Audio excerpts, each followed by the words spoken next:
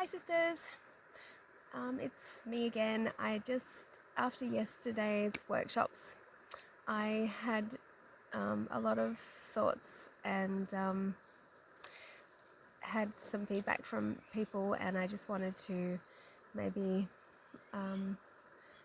add a little bit of information to the workshop that I gave, the sound healing workshop. It actually took me a little bit to emotionally unpack from the experience myself, because it was different. It was it was not the usual experience for me when doing sound with people, and some interesting things came up for me that I've spent the morning sort of breathing through. So anyway, besides that, I just wanted to talk to a couple of comments that people made to me afterwards, and one was very interesting. A sister, I won't name names, shared that she had experienced, when we were doing the humming exercise, that she'd experienced a sensation of a beam of light or of energy, like just right through the center of her body. She said, which was quite a powerful and unusual experience. And I told her that yes, like that's with sound and humming and chanting, that can have a very centering effect on us energetically, but also I just wanted to add a little bit more to that on the physical level, that we have what is called a vagus nerve, which actually does run right through the center from our brains, right down through the middle center line of our bodies. And the function of the vagus nerve is it activates what's called the parasympathetic nervous system. Now, the parasympathetic nervous system is functioning when we're in a state of calm, relaxation, digestion. Ideally, we want to be in a state of calm and rest when we're digesting our food to maximize effective digestion. So it brings everything into the center of our bodies, like our blood. Everything pulls into the center, into the vital organs, so ideally we wouldn't be doing a lot of activity during when the system is functioning. It is also the system that gets activated during meditation, and just anything that brings you into a state of rest and calm. So like singing, for example, anything that relaxes you will switch on your vagus nerve.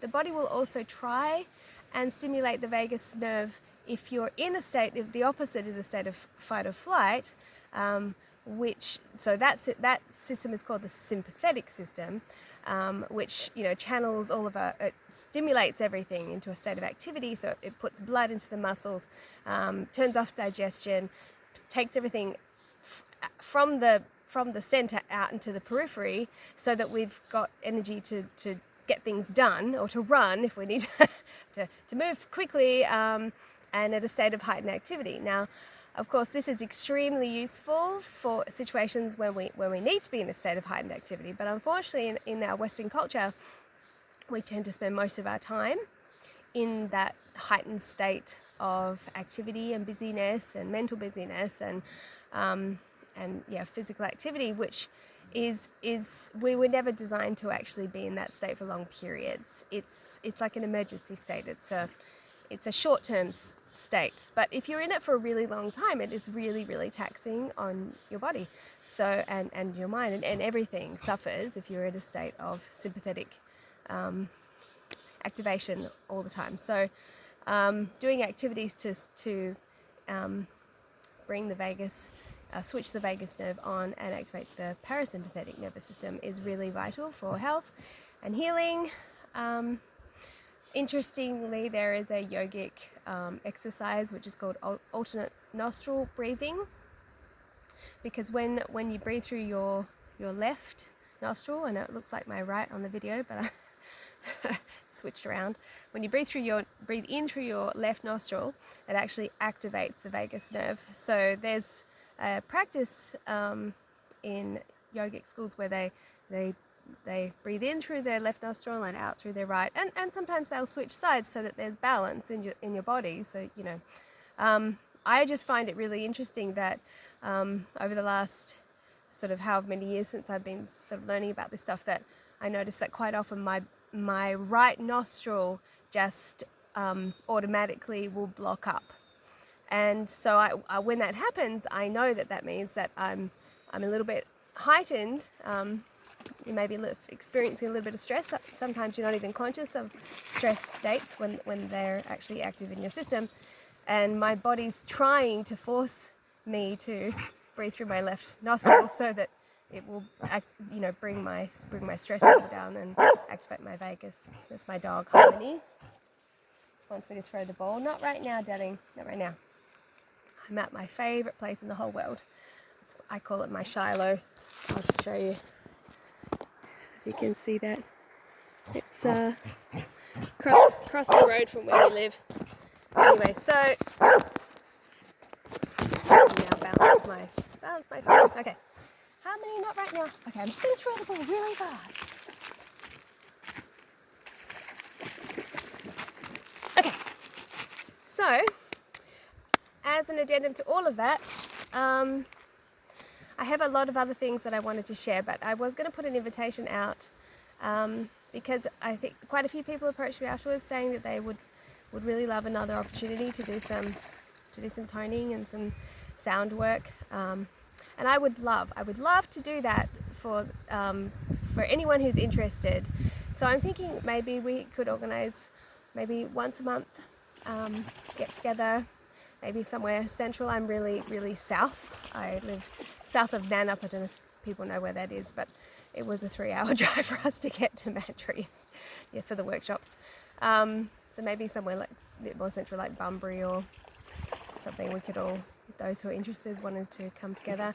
And also, I was going to put, I'll put my phone number in the description for this video, because if anybody would like to receive regular videos, I think I might now start putting out some little bits of information, maybe a couple of times a week for people, maybe some Mormon mantras or some exercises that people can do at home. Because as with anything, just like at church we're told, to read your scriptures daily and pray daily and all these kinds of things.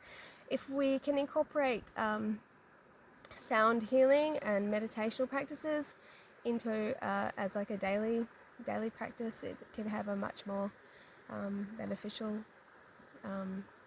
effect, obviously, on our whole lives, rather than just doing it as a once-off occasionally at a workshop or a retreat. So if anybody's interested and wants to receive links, I'm happy to start doing some videos about different aspects of sound healing. And the other thing, and I did also find a video, I was looking around this morning online, which talks about, which is a beautiful summary of like what I was saying yesterday about bees using sound to create the shapes of the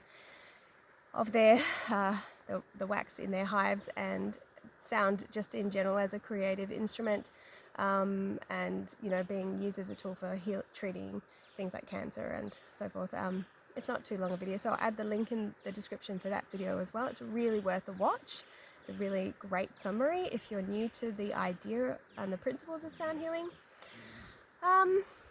So that's about all I wanted. Well, there's actually a lot more I wanted to say, but I'm going to leave it there and just invite anybody to get in touch, and hopefully we can organise some more get-togethers to help one another do more healing. So appreciate everybody's input into the workshops yesterday, and so appreciate the fact that people are open to this kind of thing. Just a little background, I have only really recently started coming back to church, I guess, after a period of doing other things. Won't give you too much info as to the whys and wherefores of all that, but it was a great period of my life, and I really discovered a lot about myself and my spirituality, and I started to feel like maybe I couldn't have all of that as maybe there wasn't a place for the church in all of that, but now I've come to realize through some divine communication that it all fits together, and that all truth really does fit together. So I feel like I guess because I feel like I've got a lot more to share with people that I guess in the church people don't often have access to, but I just really appreciate that, what I sense to be a real openness amongst the sisters, especially to embracing more, because I mean, as Brigham Young said, he said, bring all the truth that you have and let's see if we can add to it. Sometimes I think there's so much focus in the church of what we have that we forget about the idea of embracing everything else, and seeing if we can add to it because there is so much truth out there and so much that we can actually really benefit from, that the fruits are really good, that we, sometimes I've seen a lot of just mainstream Christians become really nervous of incorporating anything that they see as sort of non-Christian, but we don't need to be afraid. We just don't need to be afraid of anything that brings good fruits into our lives. If there is anything virtuous, lovely, or of good report, we seek after these things. So there is so much goodness out there, and that's why I started the YouTube channel that I did, because I really want to help people see the bigger picture and how it all does fit together. Like in the temple, we're told that all truth can be circumscribed into one great whole. I believe that that's literal, and that we in the church, we don't actually have it all. Got some important keys, I suppose, but we don't have it all. So, but we can have it all, without letting go of of the things that we do celebrate and enjoy inside the church. We don't have to let go of that to incorporate more. So that's my bigger message. So if anybody's interested in connecting on that level, then stay tuned. Stay tuned, because I feel like maybe that's why God's asked me to step back in. Who knows? We'll see what happens. So that's just the message I wanted to share with you this morning. Bye.